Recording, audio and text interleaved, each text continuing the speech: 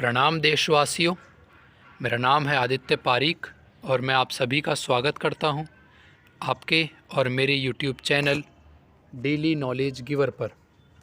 दोस्तों, वीडियो को शुरू करने से पहले अगर आप मेरे चैनल पर नए हैं तो मेरी आपसे रिक्वेस्ट है कि प्लीज़ इस चैनल को लाइक, शेयर और सब्सक्राइब ज़रूर करें, क्योंकि इस चैनल के ऊपर डेली आप कुछ ना कुछ नया ही सीखेंगे। मेरा नाम है आदित्य पारीक। आज तारीख है 14 नवंबर। दोस्तों, मैं इस वीडियो में 13 और 14 यानी कल जो गया और आज दोनों दिनों के करंट अफेयर्स को डिस्कस करूंगा, क्योंकि आपको पता है कि कल मैंने वीडियो नहीं बनाई थी। कल मैंने पूरे अक्टूबर महीने के आपको करंट अफेयर्स की सिंगल वीडियो प्रोवाइड करी थी। आई होप कि आपने उस वीडियो को वॉच किया होगा। वीडियो शुरू करने से पहले मैं आपको बता दूं कि मेरी स्पेशलिटीज़ क्या क्या है, इस चैनल की स्पेशलिटीज़ क्या क्या है। यहाँ पर आपको टॉप करंट अफेयर्स दिए जाएंगे इन जस्ट फ्यू मिनट्स। मैं सिर्फ वही बातें करता हूँ जो कि आपके एग्ज़ाम से रेलिवेंट है। मेरे क्वेश्चंस का आप लेवल भी देख सकते हैं। इंपॉर्टेंट पर्सनैलिटीज़ का डेली अपन डिस्कशन करते हैं दोस्तों। जो भी प्लेसेस चर्चा में हैं उनका भी मैं आपके साथ डेली डिस्कशन करता हूँ। डेली यूपीएससी पीवाईक्यूज़ मैं आपके सामने लेकर आता हूँ, प्रीलिम्स के और मेंस के। डेली वोकैब वर्ड्स में आपके साथ डिस्कस करता हूँ। एक अपन सीसेट का प्रैक्टिस क्वेश्चन रोज़ देखते हैं। मेरी क्लास जो है बाइलिंगुअल रहती है, यानी कि अगर आप हिंदी मीडियम से हैं या फिर इंग्लिश मीडियम से हैं तो दोनों ही मीडियम में आपको सहजता होगी। उसके बाद डेली यूपीएससी का मेंस क्वेश्चन अपन देखते हैं, और जो भी इंपॉर्टेंट वन लाइनर फैक्ट्स बन सकते हैं एक नज़र में एक बार उनको भी अपन देख लेते हैं, जो कि वनडे एग्जामिनेशंस के लिए काम में आ सकते हैं। तो आपका ज़्यादा समय ज़ाया ना करते हुए चलिए शुरुआत करते हैं और देखते हैं आज के और कल के करंट अफेयर्स। सबसे पहला क्वेश्चन आपकी स्क्रीन के ऊपर, 2022 के G20 शिखर सम्मेलन की मेज़बानी कौन सा देश कर रहा है? Which country is hosting the G20 summit of 2022? तो इसका राइट आंसर है दोस्तों ऑप्शन सी, इंडोनेशिया। 2022 का जो G20 समिट होगा वो हो रहा है इंडोनेशिया के शहर बाली के अंदर। दोस्तों, अगर बात करें G20 के बारे में तो G20 एक इनफॉर्मल ग्रुप है। टोटल इसमें 19 कंट्रीज़ है और यूरोपियन यूनियन को मिलाकर जो है टोटल 20 नेशंस है इसके अंदर। तो अगर यूपीएससी ये क्वेश्चन बनाए कि G20 के अंदर 20 नेशंस है तो वो रॉन्ग स्टेटमेंट है। G20 में 19 नेशंस है और वन ऑर्गेनाइजेशन है, दैट इज़ यूरोपियन यूनियन। इसके अलावा दोस्तों इसमें रिप्रेजेंटेटिव्स भी बैठते हैं IMF के और वर्ल्ड बैंक के। G20 की बात करें अगर तो G20 जो है वर्ल्ड का लार्जेस्ट एडवांस्ड और इमर्जिंग इकोनॉमीज़ जो कंट्रीज़ है वो इसके अंदर आती है दोस्तों। टोटल G20 जो है वो 80% वर्ल्ड की GDP को शो करता है और 70% इंटरनेशनल ट्रेड जो है वो G20 के देश करते हैं। दोस्तों 2022 की जो थीम रखी गई है G20 की वो है रिकवर टुगेदर रिकवर स्ट्रॉन्गर। ध्यान रखिएगा, इंपॉर्टेंट है, रेलेवेंट है, पूछा जा सकता है। यूपीएससी पूछेगा, डायरेक्ट नहीं पूछेगा। यूपीएससी पूछेगा G20 से रिलेटेड यूपीएससी पूछेगा तो G20 से रिलेटेड 4 से 5 स्टेटमेंट देगा और उसके बाद पूछेगा। बेसिक जानकारी वैसे मैंने आपको दे दी है यहाँ पर। ये देखिए दोस्तों, ये जो डार्क ब्लू कंट्रीज़ है ये है बेसिकली G7। फिर इसमें अगर रशिया को भी ऐड कर देंगे तो ये बन जाएगा G8। उसके बाद इसको भी अगर इसमें ऐड कर देंगे तो ये सारे देशों को मिलाकर बोलेंगे अपन G20। तो इंडिया दोस्तों G7 का मेंबर है या नहीं? नहीं है। इंडिया G8 का मेंबर है या नहीं? नहीं है। इंडिया सिर्फ और सिर्फ G20 का ही मेंबर है। तो यहाँ से भी हो सकता है यूपीएससी आपके साथ एक ट्रैप क्वेश्चन बना दे, तो ध्यान रखिएगा, कंफ्यूज मत होइएगा। अगला क्वेश्चन, हाल ही में किसे आईसीसी के अध्यक्ष के रूप में फिर से नियुक्त किया गया? Who has been reappointed as a chairman of ICC recently? तो हाल ही में दोस्तों ग्रेग बार्कले जी को आईसीसी का दोबारा से नया चेयरमैन बनाया गया है। आईसीसी की बात करें तो आईसीसी की फुल फॉर्म होती है इंटरनेशनल क्रिकेट काउंसिल, और ये डेफिनेटली ये क्रिकेट की ही बॉडी है। और इसका जो पुराना नाम था दोस्तों वो था इंपीरियल क्रिकेट कॉन्फ्रेंस। ये फाउंड हुई 1909 के अंदर। ऑस्ट्रेलिया, इंग्लैंड और साउथ अफ्रीका के रिप्रेजेंटेटिव्स ने आईसीसी को फाउंड किया। आईसीसी का जो करंट नेम है वो है इंटरनेशनल क्रिकेट काउंसिल, पहले था इंपीरियल क्रिकेट कॉन्फ्रेंस। इसका हेडक्वार्टर है दोस्तों दुबई के अंदर। तो ध्यान रखिएगा, ग्रेग बार्कले जी जो है नए अभी आईसीसी के चेयरमैन नियुक्त किए गए। अगला क्वेश्चन, हाल ही में नीरज चोपड़ा किस देश के फ्रेंडशिप एम्बेसडर बने हैं? Recently Neeraj Chopra has become the friendship ambassador of which country? तो दोस्तों हाल ही में नीरज चोपड़ा जी को फ्रेंडशिप एम्बेसडर बनाया गया है स्विट्ज़रलैंड का। यहाँ आप जो येलो कलर की कंट्री देख रहे हैं ये दोस्तों स्विट्ज़रलैंड बेसिकली एक यूरोपियन कंट्री है और स्विट्ज़रलैंड की जो कैपिटल है वो है बर्न।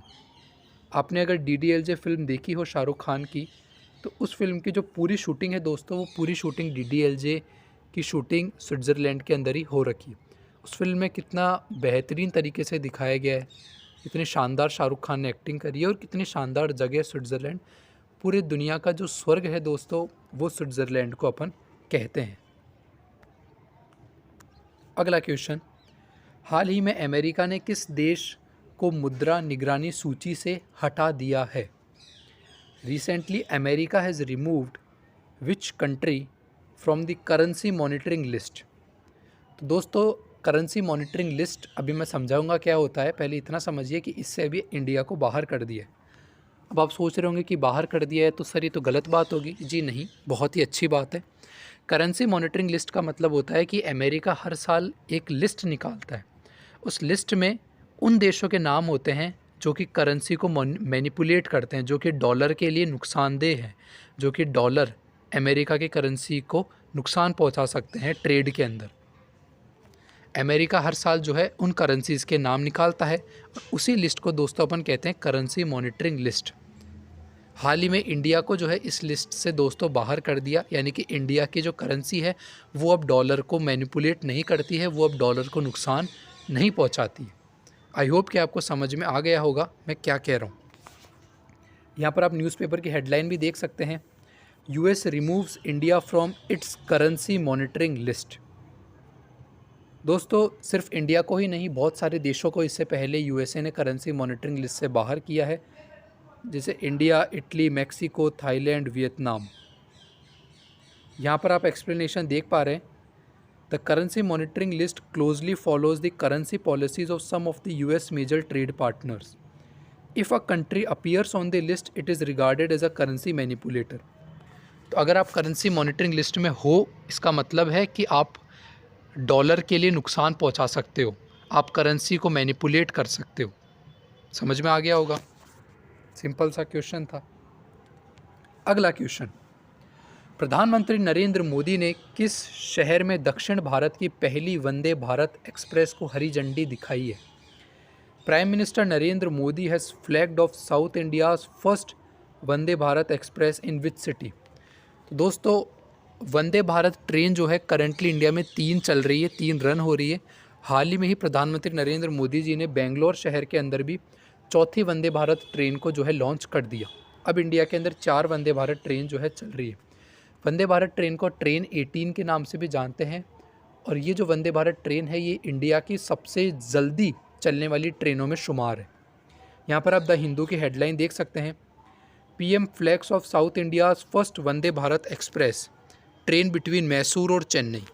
तो ये जो बेंगलोर के अंदर जो इसका उद्घाटन किया है दोस्तों वंदे भारत ट्रेन का, ये मैसूर और चेन्नई इन दोनों स्टेशंस के बीच में चलेगी।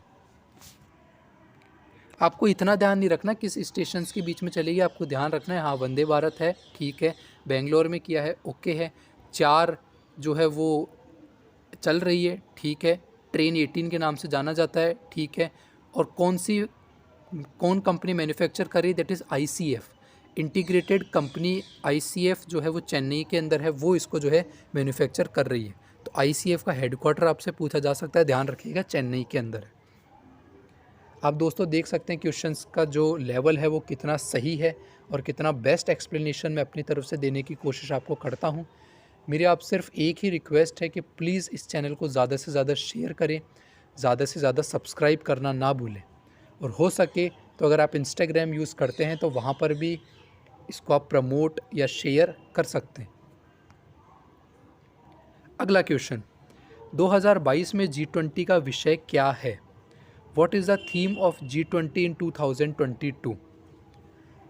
तो दोस्तों G20 जो है 2022 इंडोनेशिया के बाली शहर के अंदर हो रहा है और इसकी जो इस साल की थीम है वो है रिकवर टुगेदर रिकवर स्ट्रॉन्गर। यहाँ पर आप दृष्टि की हेडलाइन भी देख पा रहे हैं, India will host G20 summit in 2023 for the first time. तो थीम अपने को ध्यान रखनी है G20 की, वो है रिकवर टुगेदर रिकवर स्ट्रॉन्गर 2022 की। और 2023 की है one earth one family one future. मेरे से गलती से वन सन निकल गया, माफ़ करिएगा। अगला क्वेश्चन, कौन आसियान देशों का 11वां सदस्य बन गया है? Who has become the 11th member of ASEAN countries? तो हाल ही में ही दोस्तों एक देश है जिसका नाम है ताइमूर लेस्ते। ये ताइमूर लेस्ते जो है आसियान का 11वां मेंबर बन गया है। मैप के अंदर आप देख पा रहे हैं ये ऑस्ट्रेलिया है और ये है दोस्तों ताइमूर लेस्ते। ताइमूर लेस्ते की जो कैपिटल है वो है DILI दिल्ली, और इस ताइमूर लेस्ते को अपन ईस्ट ताइमूर के नाम से भी जानते हैं।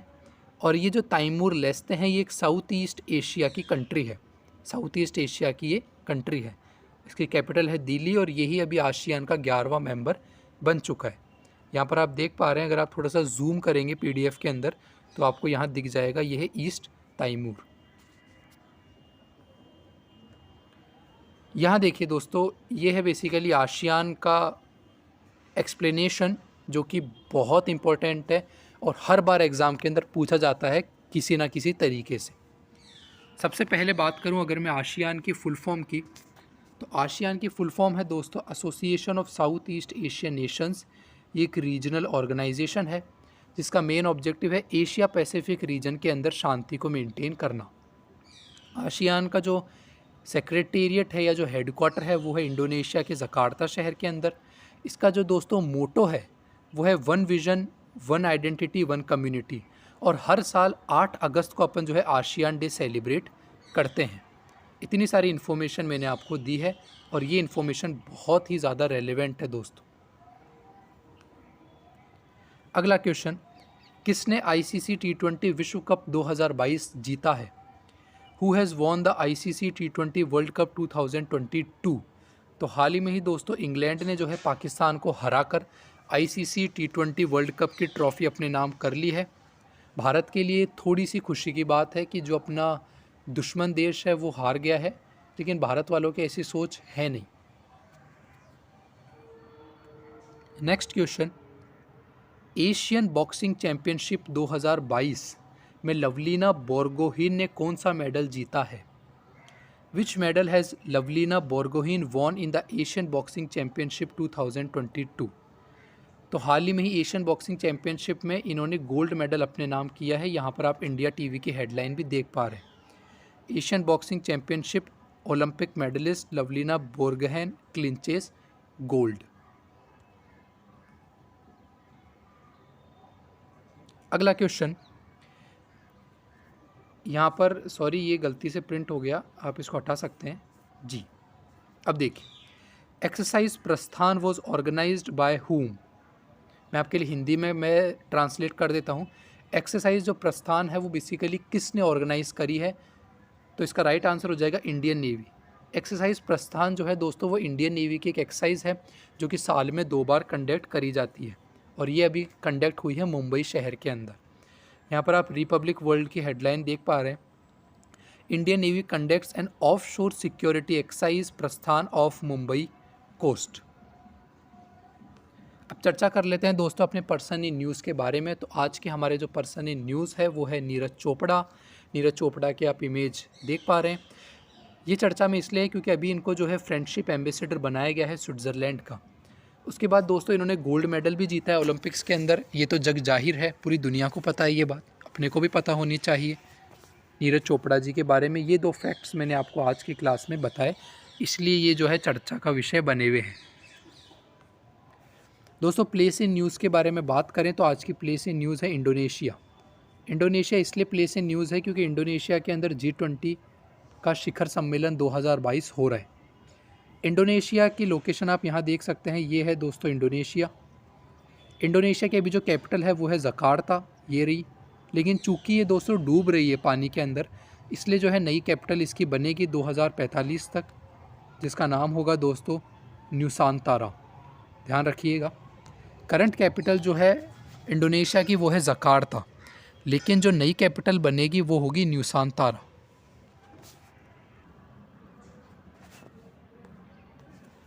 दोस्तों ये है आपके पास सीसेट का प्रैक्टिस क्वेश्चन।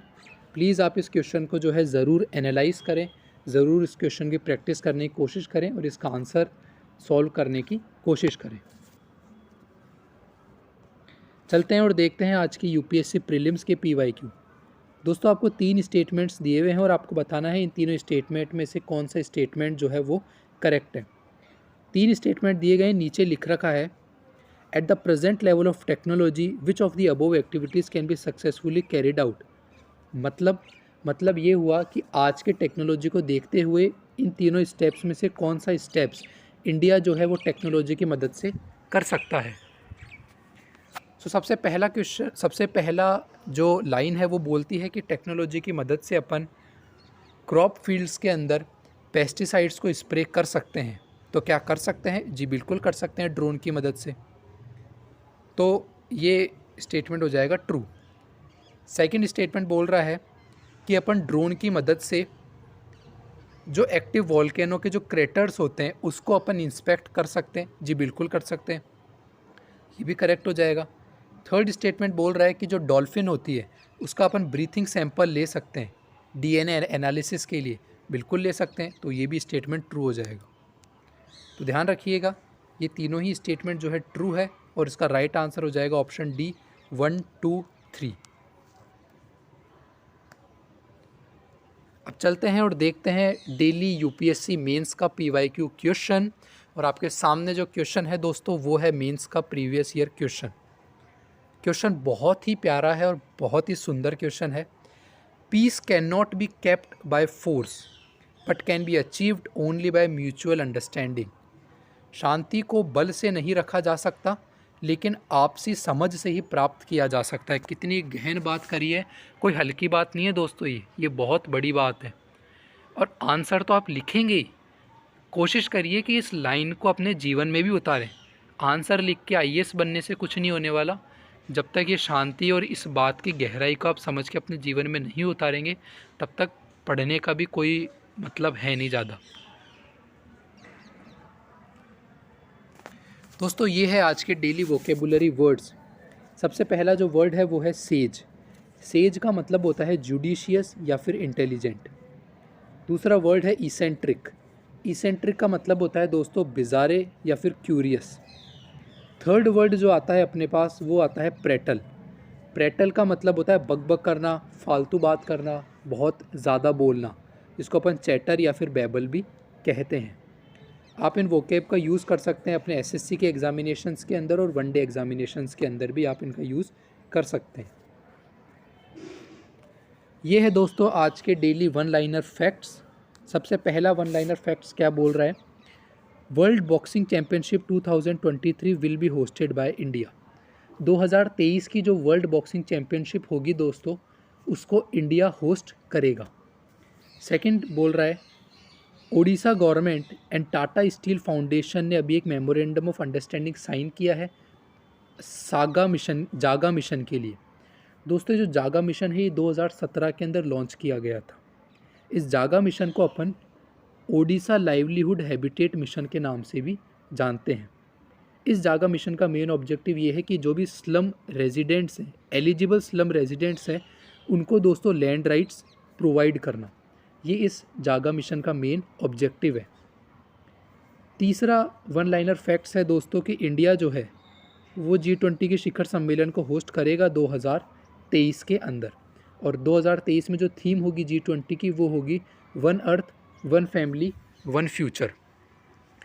तो मैं आशा करता हूँ दोस्तों आपको कंटेंट अच्छा लगा होगा, एक्सप्लेनेशन भी सही लगा होगा, समझ में आया होगा। बदले में मैं आपसे सिर्फ 1-2 चीज़ें ही चाहता हूँ। पहली, इस चैनल को ज़्यादा से ज़्यादा लाइक करें, शेयर करें और सब्सक्राइब करना ना भूलें। दूसरी, अगर हो सके तो प्लीज़ मेरी आपसे रिक्वेस्ट है कि आप अपने इंस्टाग्राम के ऊपर, सोशल मीडिया प्लेटफॉर्म्स के ऊपर भी इसको स्प्रेड आउट कर सकते हैं। आपका दिन शुभ जाए। बहुत बहुत धन्यवाद। जय हिंद।